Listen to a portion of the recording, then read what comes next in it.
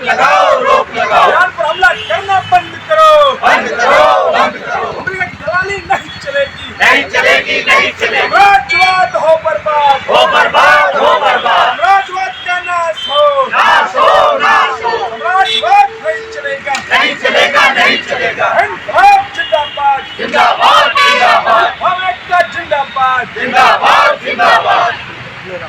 नमस्कार दोस्तों, मैं अमित पाल और आप देख रहे हैं टाइम्स ऑफ प्रतापगढ़। अभी मैं मौजूद हूँ इलाहाबाद के बालसन चौराहा के पास में, जहाँ पे कुछ प्रदर्शनकारियों और कुछ दल के नेताओं ने, लोगों ने धरना दिया है। आइए हम उनसे बात करते हैं कि किस लिए धरना दिया जा रहा है और उनसे हम जानकारी को साझा करते हैं और आप लोगों तक पहुंचाते हैं। इस समय हम बालसन चौराहा पे मौजूद हैं। हमारे पीछे आप देख सकते हैं श्री महात्मा गांधी जी का प्रतिमा है, जो कि शांति का प्रतीक है और महात्मा जी, गांधी जी अपने आप में खुद एक शांति दूत थे।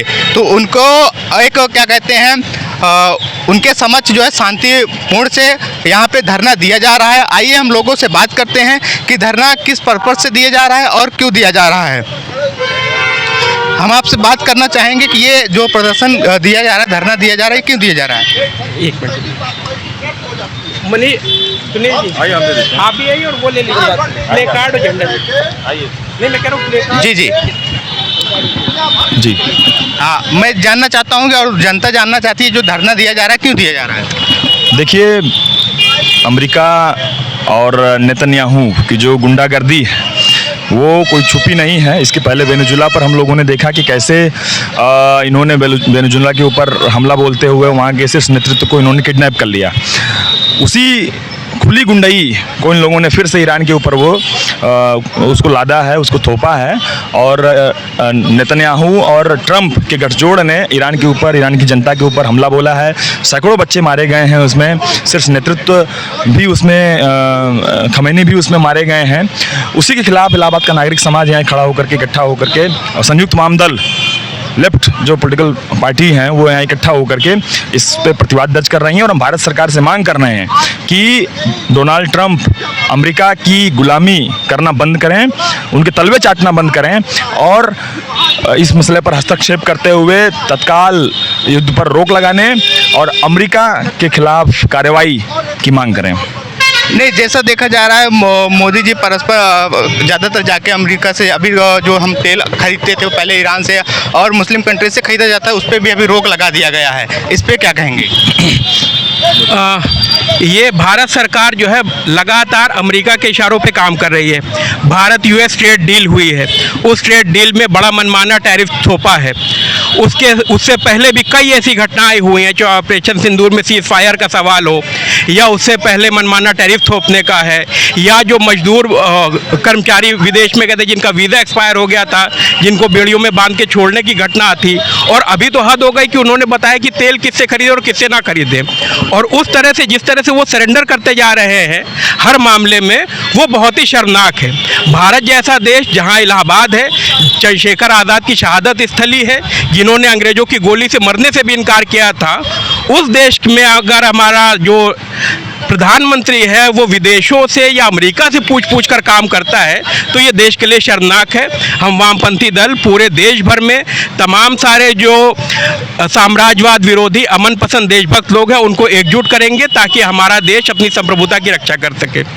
कहीं ना कहीं ऐसा लग रहा है जैसे पहले कांग्रेस सरकार थी, अभी भाजपा सरकार है। भाजपा सरकार में अभी बहुत लोगों का या बहुत पब्लिक का जो है हमने रवैया देखा, वो बोल रहे हैं फिर से ये तानाशाही की ओर अपनी सरकार को ले जा रहे हैं। निश्चित तौर पे वो लगातार तानाशाही की ओर ले जा रहे हैं और वो हर छोटी से छोटी और बड़ी से बड़ी घटना में दिखता है। अभी भाकपा माले के राज्य सचिव थे, उनको रात को अरेस्ट कर लिया गया। जो घटनाएं हमारे इर्द गिर्द उत्तर प्रदेश में घट रही हैं वो हम देख सकते हैं। इलाहाबाद विश्वविद्यालय का जो हाल है, जेएनयू के 14 छात्रों को अरेस्ट किया गया है। उससे पहले जब उन्नाव में एक रेप पीड़िता थी उसके परिवार को किस तरह से मारा गया, जो हाथरस की घटना थी उसमें किस तरह से प्रदर्शनकारियों पर दमन किया गया। इन्होंने जो है कानून के राज को पुलिस के राज में बदल के रख दिया है, और उस पुलिस के राज को बदलने में उन्होंने 3 आपराधिक कानून भी बदल दिए हैं, और वो आपराधिक कानून बदल के उन्होंने पूरी तरह से पुलिस का राज कायम कर दिया गया है। जुडिशरी में जो भ्रष्टाचार था, उस भ्रष्टाचार के ऊपर जो एनसीईआरटी में चैप्टर था वो चैप्टर हटा दिया कि उसके ऊपर बात तक ना हो। तो वो लगातार हम देख रहे हैं कि किस तरह से वो देश के जनतंत्र को कमज़ोर पे कमज़ोर करते जा रहे हैं। और अभी जो एसआईआर आया है, मतलब ना तो कोई लोकसभा का चुनाव है ना विधानसभा का चुनाव है, मगर इतनी जल्दी है कि चाहे बीएलओ मर ही क्यों ना जाए लेकिन करना जरूरी है। स्टाफ नहीं है आपके पास, प्रेशर बनाया जा रहा है। स्टाफ नहीं है आपके पास, उस सब के बावजूद वो कर रहे हैं। वो दिखाता है कि आपकी नीयत में ही खोट है। लगातार किसी को भी घुसपैठिया बता देना।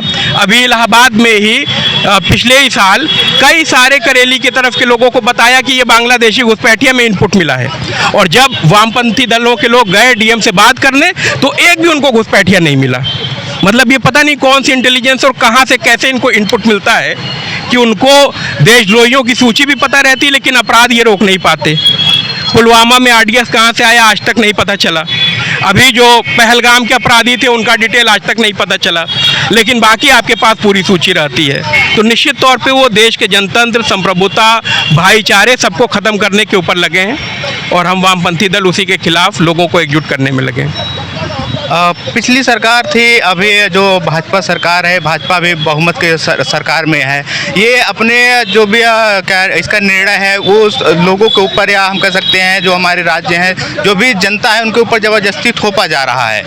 पिछली सरकार थी, कुछ भी कानून बनता था तो उसका विरोध होता था, सबकी बैठक होती थी, एक समिति सबके सम्मति से उसको पास किया जाता है। अभी जो सरकार है, जो मन में आ रहा कानून चेंज कर दे रहा है, जो मन में आ रहा नया जोड़ दे रहा है, उसके ऊपर कुछ बताइए।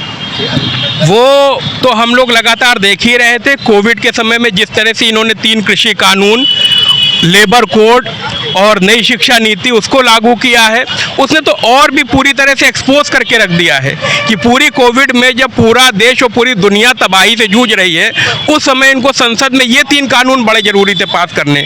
इतने ज़रूरी थे तो 2014 में ही ले आते, लेकिन फिर भी आप कोविड के समय में ला रहे हैं ताकि कोई बातचीत ना हो पाए, और वो भी ऐसे जो पूरे देश की स्थिति को बदलने जा रहे हैं। देश के किसान धरने पे बैठे पर कोई बात करने को तैयार नहीं कि प्रधानमंत्री आ जाएं, कृषि मंत्री आ जाएं, वो आकर कम से कम कुछ बात कर लें। तो जनतंत्र में जो सबसे पहली चीज़ होती है संवाद, वो खत्म हो चुका है। प्रेस कॉन्फ्रेंस तक तो कर नहीं पा रहे हैं कि अपने ही पत्रकारों को बुला के उन्हीं को बता दें, वो तक वो नहीं बोल रहे। अब तो बोल रहे हैं नॉन बायोलॉजिकल आदमी हूँ। अब इससे ज़्यादा कोई क्या ही तानाशाह हो सकता है। इतना दावा तो दुनिया के बड़े बड़े तानाशाहों ने भी नहीं किया। अभी मैं बात करूंगा, आपने एक बोला कि करेली में अभी